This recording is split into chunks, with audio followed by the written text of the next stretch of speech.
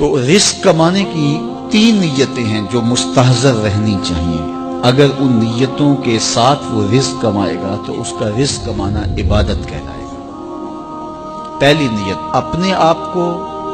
سوال سے بچانا تاکہ اپنی ضروریات پوری کی جائے۔ وہ کاروبار کرے، وہ مزدوری کرے، وہ ملازمت کرے یا کاشتکاری کرے۔ دوسری نیت جو مستحضر ہو، اپنے وہ لوگ جو آپ کے زیر کفالت ہیں، وہ بوڑھے ماں باپ بھی ہو سکتے ہیں، وہ آپ کی اولاد ہے یا آپ کی بیوی ہے، جو بھی آپ کے زیر کفالت لوگ ہیں، ان کی کفالت کی نیت سے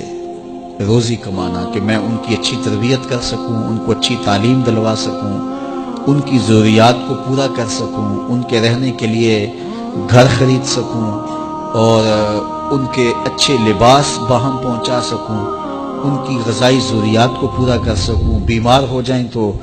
ان کو دوائی لا کے دے سکوں، ان کی شادی بیاہ کے اخراجات پورا کر سکوں۔ تیسرا مقصد کہ اگر میری ضرورت اور میرے بچوں کی ضرورت سے رزق زیادہ ہو جائے تو میں اس رزق سے، اس مال سے، اس دولت سے غرباء و مساکین کی مدد کر سکوں گا، اس سے معاشرے کے اپاہج اور کمزور لوگوں کے کام آ سکوں گا، مدارس دینیہ اور مساجد کے نظم کو چلانے کے لیے میرا ایک بھرپور حصہ ہو سکے گا۔ تو اس نیت کے ساتھ وہ کاروبار کرتا ہے۔ ان 3 نیتوں اور اہداف سے ہٹ کر کے رزق کمانا مذموم ہو جاتا ہے۔ اگر کوئی اس لیے رزق کماتا ہے کہ میرے پاس دولت فراوان ہو تو میں عیش و عشرت کر سکوں گا، میرے پاس دولت فراوان ہو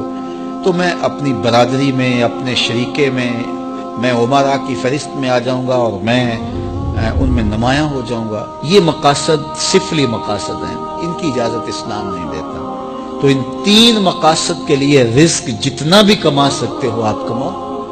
اپنی ضروریات کو پورا کرو، اچھے طریقے سے پورا کرو، اپنے بچوں کی ضروریات کو اچھے طریقے سے پورا کرو۔ یجب علی صاحب المال ان یوسع علی عیالہ، صاحب مال پر واجب ہے، حضرت سیدنا علی المرتضیٰ فرماتے ہیں کہ وہ اپنے اہل و عیال پر اچھا خرچ کرے، ان کو اچھا لباس پہنائے ضرورت کے مطابق، اسی طرح ان کی اچھی تعلیم کے لیے کوشاں ہو جائے اور ان کی ضروریات اچھے انداز سے پوری کرے۔ اسی طرح آپ غرباء و مساکین کے لیے، مساجد کے لیے اور مدارس دینیہ اور دیگر زاویوں کے لیے آپ جتنا مرضی کھل کے خرچ کریں، اسلام آپ کو اس کی اجازت دیتا ہے۔ لیکن چوتھی نیت اپنے اہداف میں شامل نہ ہونے دیں کہ میرے پاس دولت فراوان ہوگی تو میں عیش و عشرت کر سکوں گا، میرے پاس دولتیں فراوان ہوگی تو میں محلے میں، گلی میں نمایاں ہو جاؤں گا، میں اپنی برادری میں، اپنے شریکے میں اونچا ہو جاؤں گا اور سارے میری طرف حسرت سے دیکھیں گے۔ اس طرح کی سوچیں ایک صالح انسان کی